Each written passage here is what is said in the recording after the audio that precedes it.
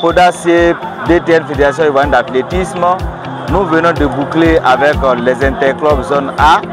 Et le circuit a commencé par les interclubs zone D à San Pedro, qui a vu la qualification de EAC San Pedro. Et ensuite, nous nous sommes retrouvés à Bengourou pour la zone C. Et là-bas, nous avons vu la qualification de IEP à Bengourou et Dakar de Danyim Blekro. Après la zone C, nous nous sommes retrouvés à Boaké par rapport à la zone B. Là-bas, il y a eu 2 clubs qualifiés, à savoir le club CN de Dimbokro et IAF de Boaké. Alors aujourd'hui, 3 avril, nous avons eu 24 clubs qui ont participé à cette phase éliminatoire de la zone A. Et donc 2 clubs sortiront de ce lot pour passer en finale et effectivement sont sortis parce que nous avons vu la victoire de EACT, Ebenezer Athletic Club de Trècheville, qui a remporté le trophée de vainqueur. Et le deuxième club à se qualifier, c'est ECO, un nouveau club qui vient d'entrer dans la scène de l'athlétisme depuis l'année dernière et aujourd'hui a pu se hisser à un bon niveau parce qu'il y a quand même une bonne jeunesse. Mais il faut dire que pour la zone A, il y a quand même de la bonne graine. Les autres qui sont tombés n'ont pas démérité.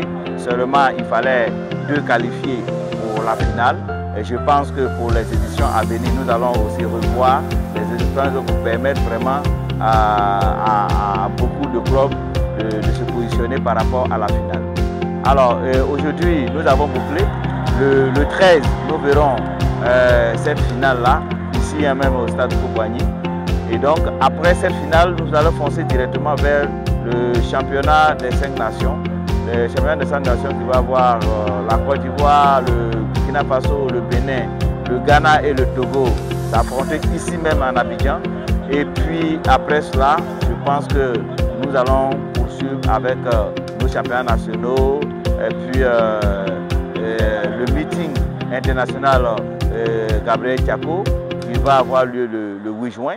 Et donc, tout ça pour faire des pas vers les championnats du monde de Bahamas, de relais 4x100 dames. Nos dames sont qualifiées, elles seront là-bas pour nous représenter. Et après ça, nous allons faire nos valises pour nous retrouver au Cameroun pour le championnat d'Afrique. Après le championnat d'Afrique senior, direction Paris 2024. Et donc, c'est vraiment un chronogramme rempli. Et il faut dire aussi qu'ici en interne, nous n'allons pas chômer.